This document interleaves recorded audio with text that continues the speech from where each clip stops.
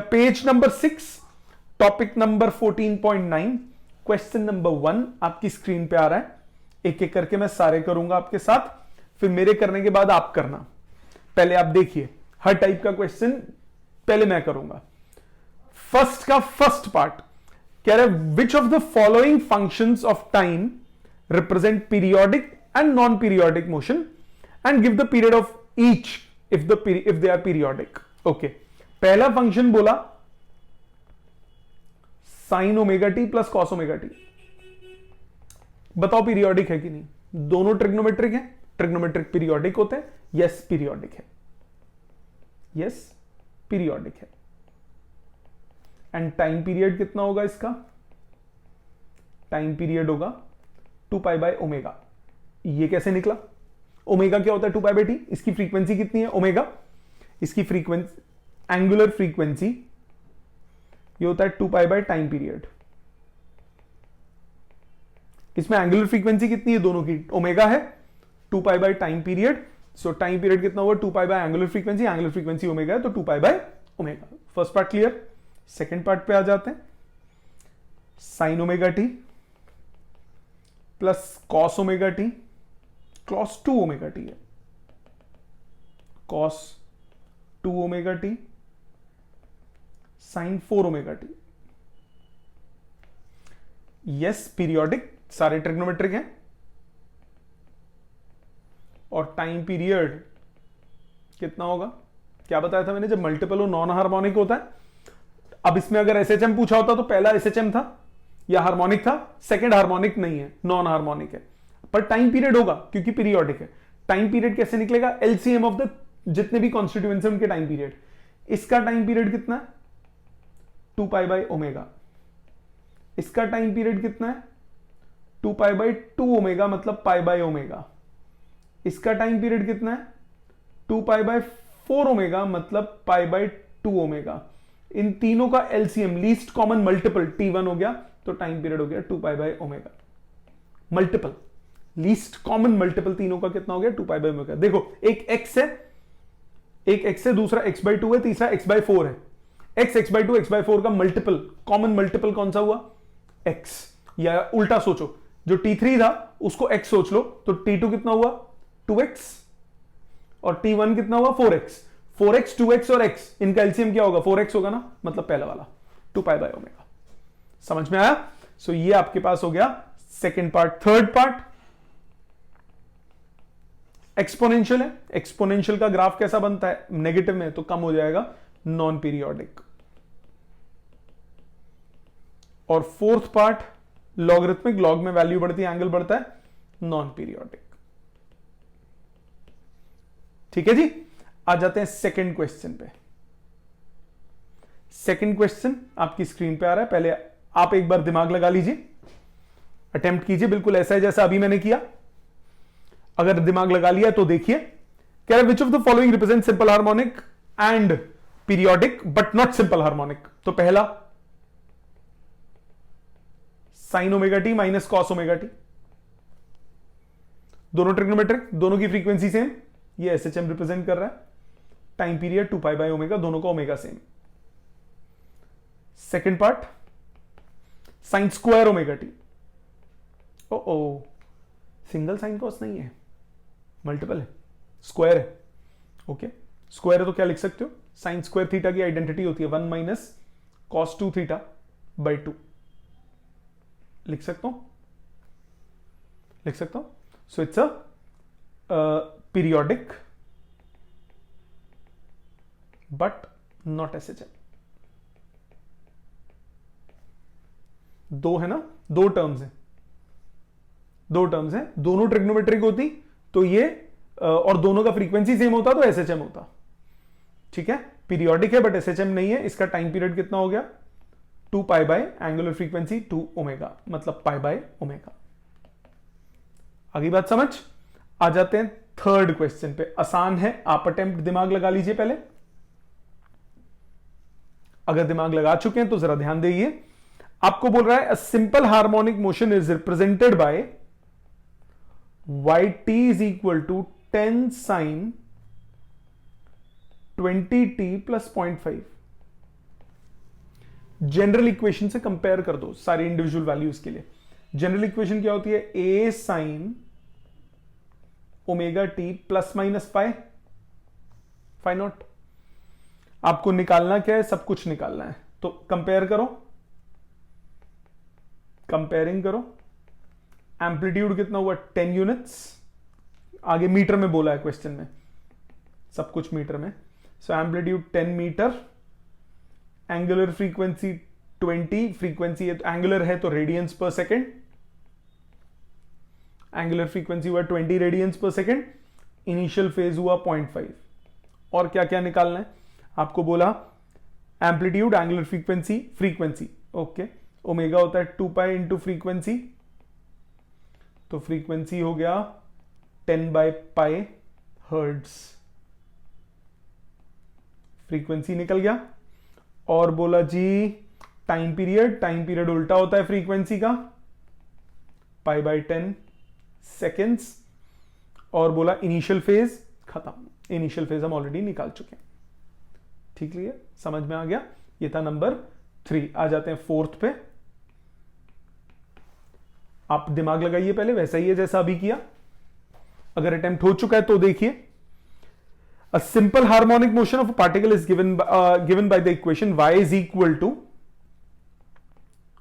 4 sin 2 pi t by 0.02 minus 1 by 4। ये दिया है जी। अब क्या करें? कोई बात नहीं, पहले इसे स्टैंडर्ड फॉर्म में लेते हैं। 2 पाई अंदर ले जाओ, 4 साइन 0.02 को 2 बाई 100 लिख सकता हूं तो 50 हो गया। 50 को 2 से मल्टीप्लाई करूंगा तो 100 pi T minus pi by 2। ये स्टैंडर्ड फॉर्म आ गई बेटे। कंपेयर करो, y is equal to a sine omega T minus initial phase. So amplitude आया 4 यूनिट्स, कुछ दिए क्वेश्चन में, सेंटीमीटर। तो 4 सेंटीमीटर को कुछ नहीं दिए होते तो यूनिट्स लिखते, मीटर होता तो मीटर लेते हैं। 4 सेंटीमीटर। फ्रीक्वेंसी निकालना है, एंगुलर फ्रीक्वेंसी निकालना है। एंगुलर फ्रीक्वेंसी हो गई 100 पाई। सो 2 पाई इंटू फ्रीक्वेंसी इज 100 पाई, तो फ्रीक्वेंसी आ गई 50 हर्ट्ज। और एंगुलर फ्रीक्वेंसी आ गई 100 पाई रेडियंस पर सेकेंड। यूनिट ना लिखने के नंबर कटेंगे बेटा। ठीक जी, ये था नंबर 4। आ जाते हैं क्वेश्चन नंबर 5 पे। पहले आप अटेम्प्ट कर लीजिए, आसान क्वेश्चन है। अगर अटेम्प्ट कर चुके हैं तब देखिए इधर। A body oscillates with simple harmonic motion of amplitude 4 centimetre, amplitude दिया है 4 centimetre and frequency 5 hertz. Okay, frequency पता है, उससे ओमेगा निकलेगा 2 पाई इंटू फ्रीक्वेंसी, ये आ गया 10 pi radians per second. At time t equal to 0 the body is in equilibrium position. अब ध्यान दो, जब स्टार्टिंग पॉइंट पे बॉडी इक्विलिब्रियम पोजिशन पे होता है, मतलब डिस्प्लेसमेंट 0 होती है, तो वो साइन का कर्व रिप्रेजेंट करता है। अगर स्टार्टिंग पॉइंट पे बॉडी एम्पलीट्यूड पे होती तो वो क्या रिप्रेजेंट करता है? कॉस का। तो ये साइन का रिप्रेजेंट करेगा। Write down the equation. Equation हो गई y is equal to a sine omega t. तो इक्वेशन हुई y is equal to 4 sine omega 10 pi है, 10 पाई टी सेंटीमीटर्स, तो y सेंटीमीटर में। समझ में आया? क्लियर? आसान लगा? आ जाते हैं 6 पे। ये मैं करूंगा, आप नहीं करेंगे। क्वेश्चन 6 पे दिमाग लगाए देखते हैं, दिमाग लगाते हैं, और क्वेश्चन 6 से बहुत सारी चीजें क्लियर हो जाएंगी। बहुत इंटरेस्टिंग क्वेश्चन है, कैसे अलग अलग टाइम निकालते हैं सब कुछ इस क्वेश्चन में समझाऊंगा। So pay attention very carefully, it is a very important question for your concept point of view. ठीक है, देखो क्वेश्चन नंबर 6 आपकी स्क्रीन पे आ रहा है। कह रहा है particle executes SHM having time period capital T if particle starts from mean position. मतलब कौन सा ग्राफ बनेगा? साइन का। सेंट्रल पोजीशन से स्टार्ट हो रहा है तो साइन, एक्सट्रीम से शुरू होता तो cos. If particle starts from mean position then calculate time taken by particle in moving from mean position to positive extreme। देखो मेरी ना एक आदत है, मैं हर एक को ना पेंडुलम की फॉर्म में सोचता हूं। पेंडुलम की फॉर्म में सोचने से ना थोड़ा आसान हो जाता है, मेरे को जो लगता है, बाकी तुम्हारी चॉइस है, तुम जैसे मर्जी सोचो, पर मेरे को पेंडुलम की फॉर्म में सोचना थोड़ा इजी लगता है।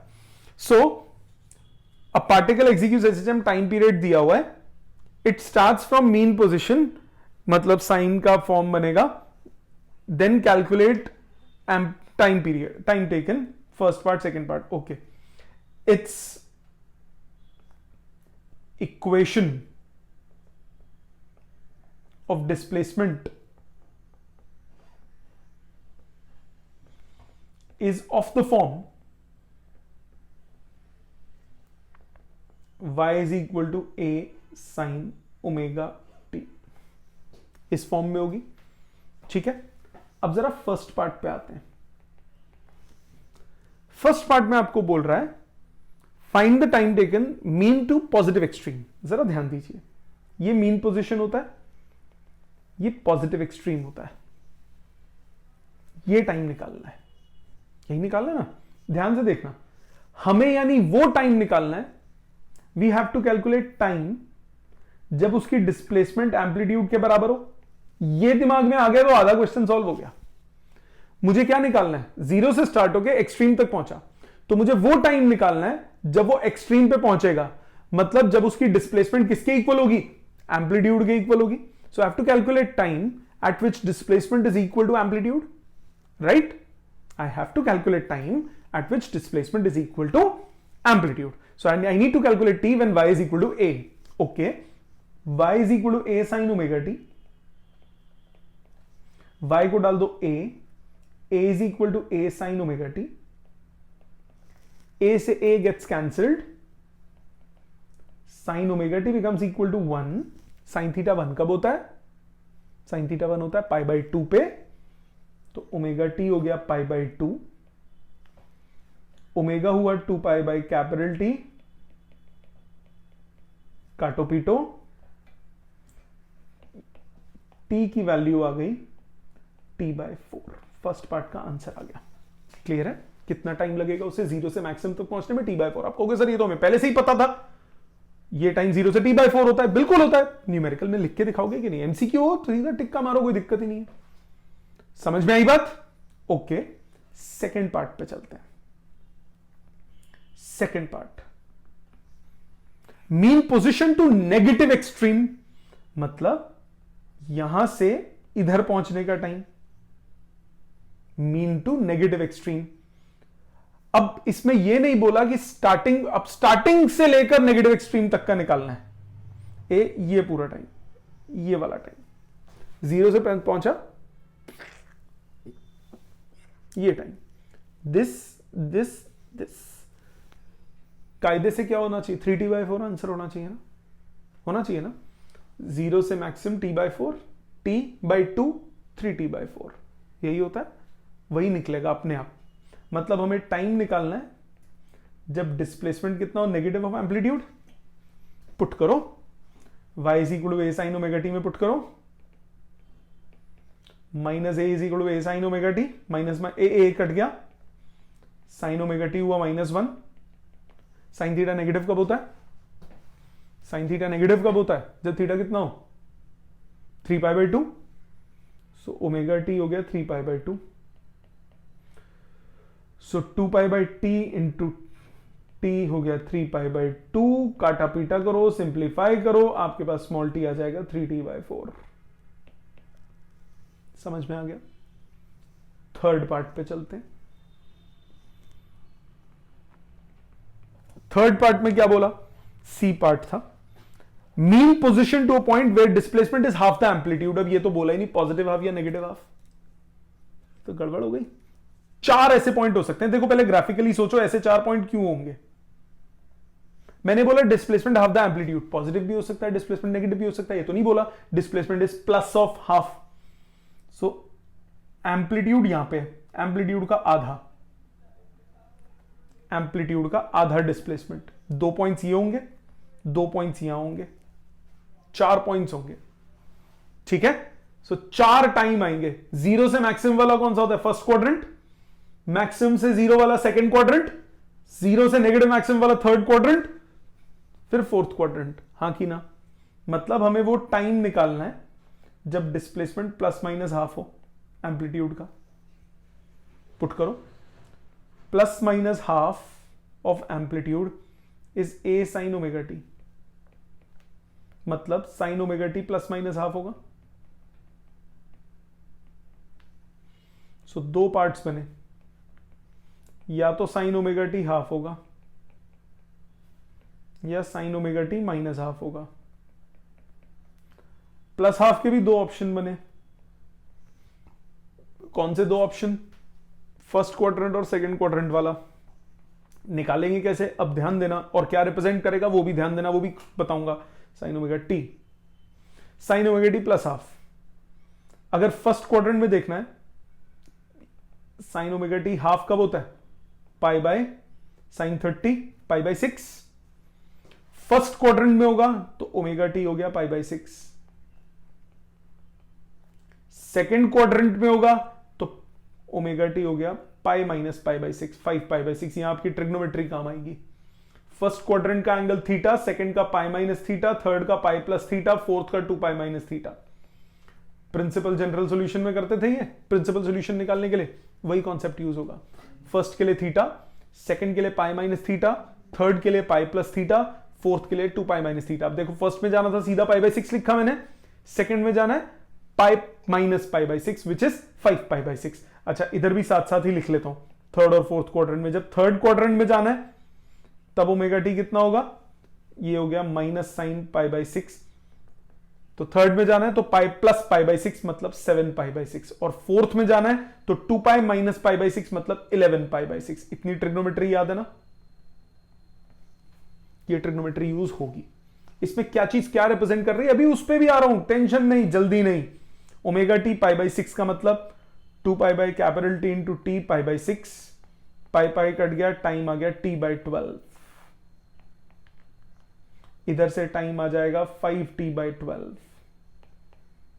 इधर से टाइम आ जाएगा 7t बाय 12, कर लोगे ना कैलकुलेट, और इधर से टाइम आ जाएगा 11t बाय 12।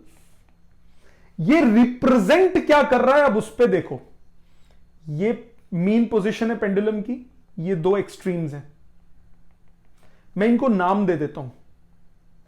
ये T1 बोल देता हूं, ये T2 बोल देता हूं, ये T3 बोल देता हूं, ये T4 बोल देता हूं। 0 से यहां तक पहुंचने का टाइम T1 है, ठीक है। फर्स्ट क्वाड्रेंट ये रिप्रेजेंट कर रहा है। 0 से फिर से यहीं पहुंचने का टाइम फिर से T2 है। फर्स्ट ये कौन से क्वाड्रेंट का? सेकंड क्वाड्रेंट, मतलब ये टाइम T2 है जितना मैंने लाइन से बनाया। मतलब यहां से शुरू होके एक्सट्रीम और फिर वापस, ये पूरा टाइम T2 है, ये पूरा टाइम, ये T2 टाइम है वहीं पे अभी भी। Displacement is half the amplitude, but जाते वक्त नहीं है, वापस आते वक्त है। तो ओमेगा टी चेंज हो गया, फेज चेंज हो गया। ये फर्स्ट क्वाड्रेंट का फेज था, ये सेकंड क्वाड्रेंट का फेज है। अब थर्ड क्वाड्रेंट के फेज के लिए ये पॉइंट, ये मैक्सिमम एम्पलीट्यूड, ये आधा, ये इधर, तो ये थर्ड क्वाड्रेंट ये पूरा हो गया। ये T3 टाइम है। फोर्थ T4 टाइम कौन सा है? ये सेंट्रल, ये एक्सट्रीम, ये एक्सट्रीम, ये मिडल। तो ये वापस आते वक्त मतलब ये पूरा टाइम ए, ये पूरा टाइम T4 है। सेंट्रल से जो ये T1 टाइम हो गया इधर, और फिर वापस ये T2 टाइम हो गया, T3 टाइम हो गया, T4 टाइम हो गया। समझ में आया?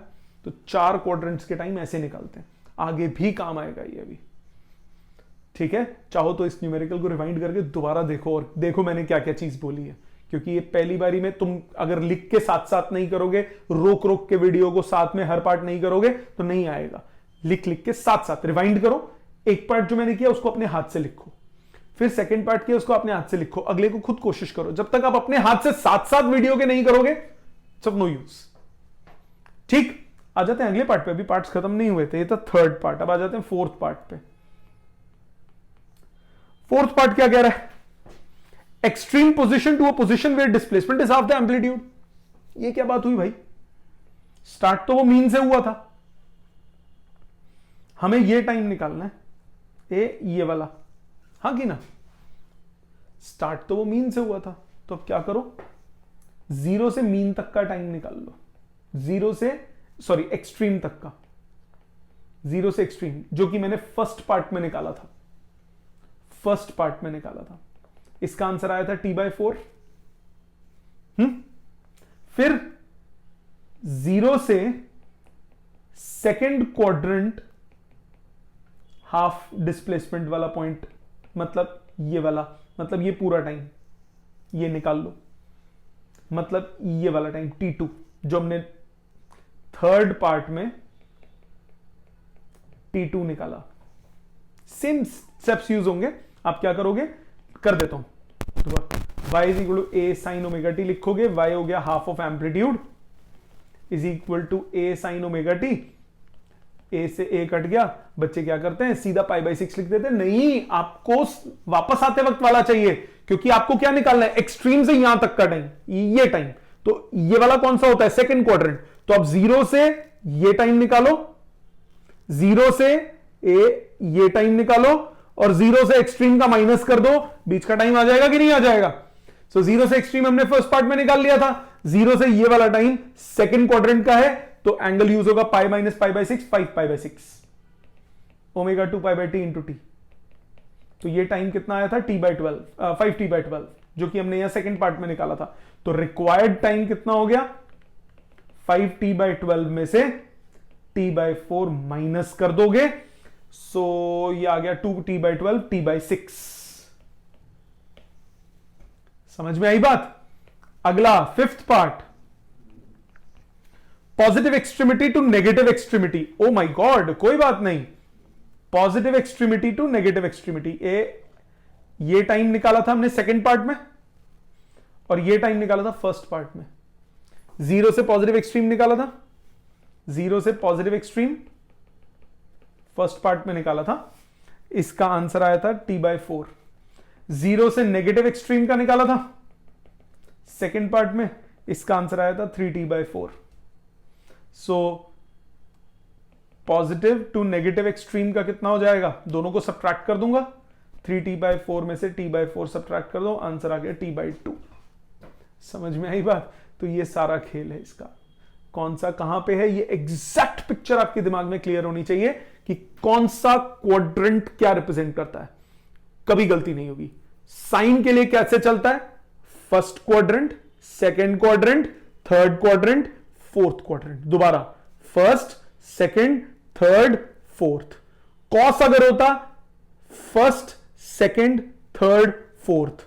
आप कहोगे सर ऐसा कैसे, देखो साइन में राइट साइड मैंने पॉजिटिव, ये वाली साइड मैंने पॉजिटिव ली है, पॉजिटिव है फर्स्ट क्वाड्रेंट में, सेकंड क्वाड्रेंट में भी कॉस साइन पॉजिटिव है, साइन दो क्वाड्रेंट में पॉजिटिव होता है, थर्ड और फोर्थ में साइन नेगेटिव होता है।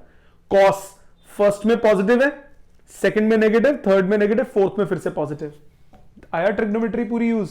फर्स्ट पॉजिटिव डिस्प्लेसमेंट मतलब सेंट्रल से इस तरफ, सो ऑलरेडी वो डिस्प्लेस्ड होता है कॉस में, तो फर्स्ट क्वाड्रेंट में पॉजिटिव डिस्प्लेसमेंट है, सेकंड क्वाड्रेंट में नेगेटिव डिस्प्लेसमेंट, थर्ड में नेगेटिव, फोर्थ में पॉजिटिव। साइन होता first, second, third, fourth, cos होता फर्स्ट, सेकंड, थर्ड, फोर्थ। हमेशा ये दिमाग में रखो, कभी कोई गलती नहीं होगी। और हमेशा मेरे को पेंडुलम अच्छा लगता है, तुम्हारी मर्जी है, तुम चाहे कुछ भी कंसिडर कर लो। समझ में आई बात। ये था number 6। Let's move on to question number 7। Question 7 क्या कह रहा है, क्वेश्चन 7 कह रहा है a particle performs SHM between 2 points 0.2 metre apart with a period of 10 seconds. 2 points है जी, 0.2 मीटर दूर, इन दोनों के बीच में एसएचएम हो रहा है। अच्छा, दोनों एक्सट्रीम्स दिए हुए हैं, मतलब ये एम्पलीट्यूड का डबल हो गया ना, एम्पलीट्यूड हो गया 0.1 मीटर। देखो पार्टिकल है, इधर भी एसएचएम, ये एसएचएम हो रहा है पार्टिकल का, जैसे स्प्रिंग का होता है। तो दो एक्सट्रीम्स के बीच का डिस्टेंस, मीन से इधर और उधर, तो इधर भी एम्पलीट्यूड इधर भी एम्पलीट्यूड, तो ट्वाइस ऑफ एम्पलीट्यूड दिया हुआ आपको 0.2, तो एम्पलीट्यूड कितना दे दिया 0.1। सो एम्पलीट्यूड आपको दिया है जी 0.1, नंबर कौन सा, 7th। टाइम पीरियड दिया है जी 10 seconds. How far will the particle be in 1 second after leaving the mid point, mid position. जब मिड पोजिशन यूज कर रहे हैं तो मतलब हम किसकी बात कर रहे हैं, साइन की। तो इक्वेशन हो गई y is equal to a sin omega t, मतलब इक्वेशन होगी y is equal to 0.1 sine omega 2 pi by 10 मतलब पाई बाय 5 इंटू टी, ये इसकी इक्वेशन हो गई। अब आपको पोजीशन निकालनी है जब टाइम कितना दिया है 1 सेकेंड, यही बोला क्वेश्चन में, पढ़ो English. You have to find the position when time is 1 second. तो y निकालना है 0.1 sine pi by 5 into t की जगह आ गया 1, पाई बाय 5 मतलब 32 degree, sorry 36 degree, sine 36 table में देख सकते हो, वैल्यू पुट करोगे आंसर आ जाएगा। समझ में आ गया? ये था number 7। Let's move on to the question number 8। Question 8 आपकी स्क्रीन पे आ रहा है, पहले आप अटेम्प्ट कीजिए। अगर अटेम्प्ट हो गया है तो देखिए, a particle is executing SHM according to the equation x is equal to 5 sin pi t, where x is in centimeter. How long will the particle take to move from the position of equilibrium position to the position of maximum displacement? मतलब आपको क्या चाहिए? Time निकालना है जब displacement क्या हो 5, isn't it? So 5 is equal to 5 sin pi t, cut गया 90, 1 हो गया, omega pi T, pi pi cut गया, टाइम आ गया हाफ सेकेंड मतलब 0.5 सेकेंड्स। पहले वेरिएबल्स की फॉर्म में किया था, अब नंबर आ गया। Logic clear? आ जाते हैं नेक्स्ट क्वेश्चन पे, क्वेश्चन नंबर 9। पहले आप अटेम्प्ट कीजिए। अगर अटेम्प्ट कर लिया है तो देखिए, the time period of a body executing SHM is 2 seconds. Okay, time period दिया है जी 2 seconds. After how much time will the displacement is half the amplitude? Simple. अब क्वेश्चन में बोलना चाहिए था शॉर्टेस्ट टाइम, तो सबसे पहला, वैसे 4 आंसर आते। So displacement is half the amplitude, a sin omega t, pi by 6 is equal to 2 pi by t, t कितना है 2 seconds into t, pi pi cut गया, टी आ गया 1/6 सेकेंड्स। इजी था, ठीक है। आ जाते हैं क्वेश्चन नंबर 10 पे। पहले आप अटेम्प्ट कीजिए। अटेम्प्ट हो गया है तो देखिए, आपको बोला y is equal to 3 sine omega T plus 4 cos omega t. इसका एम्पलीट्यूड निकालो। अभी मैंने बताया था a sine theta plus b, a sine omega T plus b cos omega t को कैसे सॉल्व करते हैं? Under root of a square plus b square से मल्टीप्लाई डिवाइड करके। सो 5 से मल्टीप्लाई डिवाइड करो,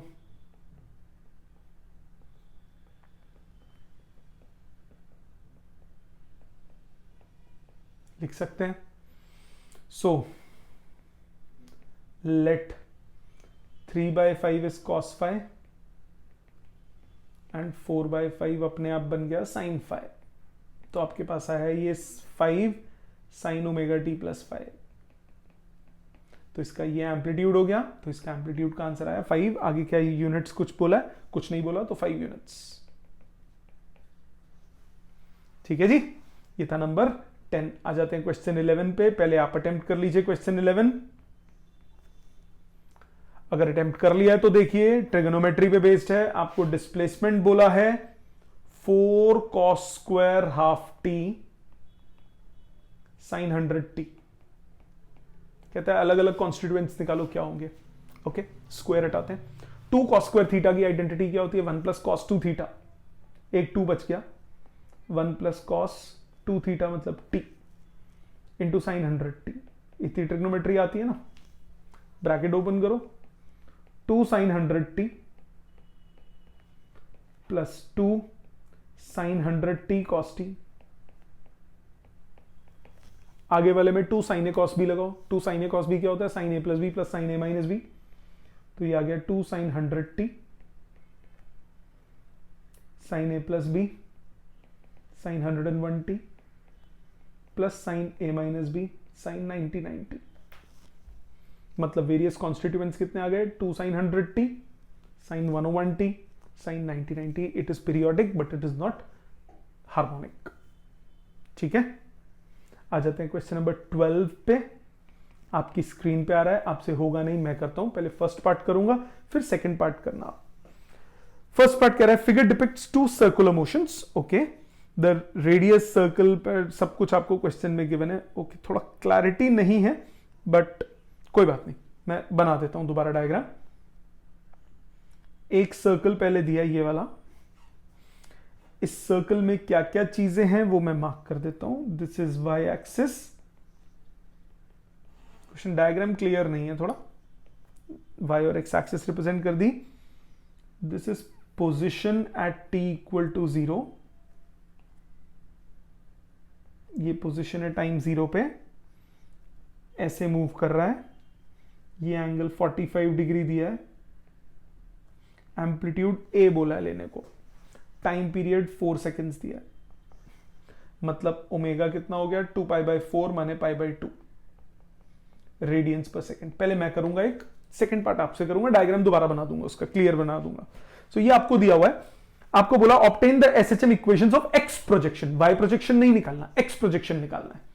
ओके, जो मैंने रेड से लिखा और जो ब्लैक से बनाया ये सब क्वेश्चन में गिवन है. अब मैं ग्रीन से जो करूंगा वो मैं कर रहा हूं. यहां से परपेंडिकुलर डालो किसी भी टाइम पे, यहां से नहीं, ओरिजिन पी पॉइंट से नहीं. पी तो आपका स्टार्टिंग पॉइंट था. किसी भी टाइम पे after time T particle suppose यहां पे आ गया,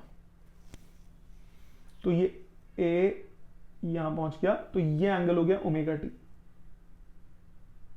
हाँ कि ना. एक्स प्रोजेक्शन अगर बनाऊंगा तो ये नीचे आ गया एक्स, और ये एम्पलीट्यूड एक्स अपॉन ए कितना हुआ cos omega T plus 45. Degree को रेडियंस में कन्वर्ट करना इजी है. वैल्यू पुट कर दो, क्रॉस मल्टीप्लाई करो. ए कॉस ओमेगा की वैल्यू π/2 टी प्लस π/4. खत्म हो गया जी. जैसे वो वहां पे प्रूफ कराए थे बिल्कुल वैसे ही करना है, कुछ नहीं और करना. कोई भी एक टाइम लो, कोई भी एक पॉइंट लो, उस पॉइंट पे टाइम टी, तो एंगल वहां स्टार्टिंग पोजीशन से वहां तक एंगल कितना, वो ओमेगा टी. ट्राइंगल बना के खत्म करो. सेकंड पार्ट देखो, बना रहा हूं डायग्राम बोर्ड स्क्रीन पे. ये सर्कल दिया हुआ आपको. इस सर्कल में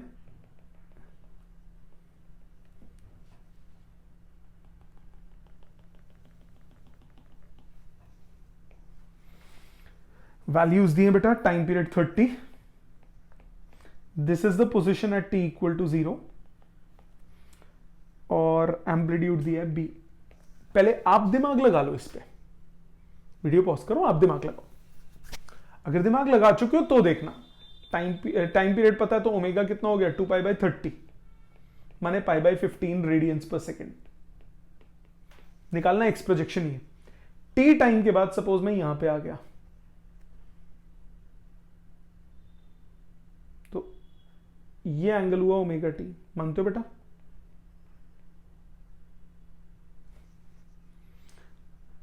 ये पोजीशन है किसी भी टाइम पे. यहां से परपेंडिकुलर डालो,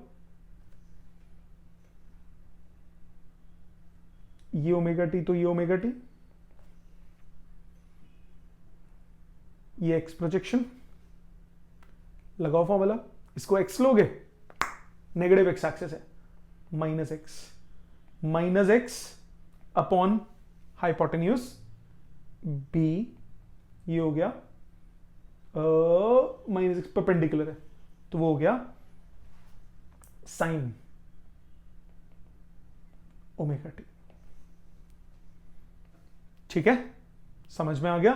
तो x कितना हो गया minus b sine omega T.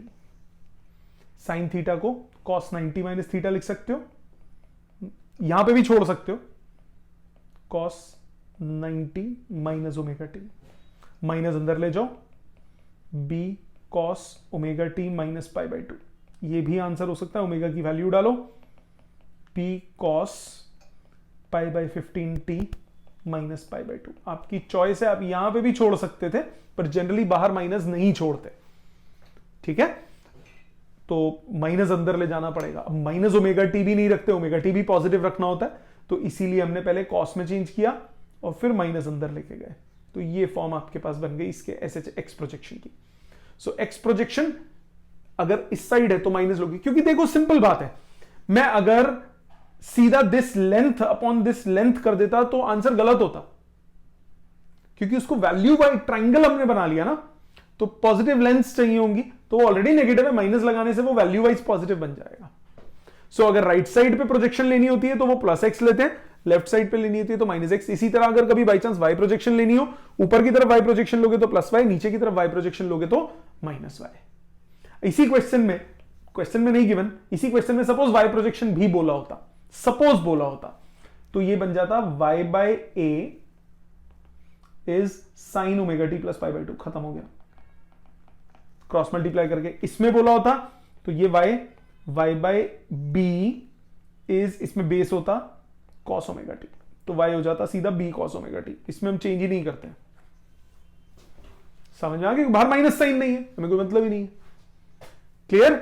So that's the way to do it. अब आज का काम सुनिए, बहुत इंपॉर्टेंट काम है आज का। क्या काम है आपको? Redo theory at least twice, कम से कम 2 बार करनी है आपको, कम से कम 2 बार इन राइटिंग, लिखत में। दूसरा, do numericals twice, specially question number 6, concept clear करने के लिए बहुत इंपॉर्टेंट है। ठीक है जी? सो ये था आपका basic of oscillation, simple harmonic motion का इंट्रोडक्शन। ठीक है जी? Thank you very much.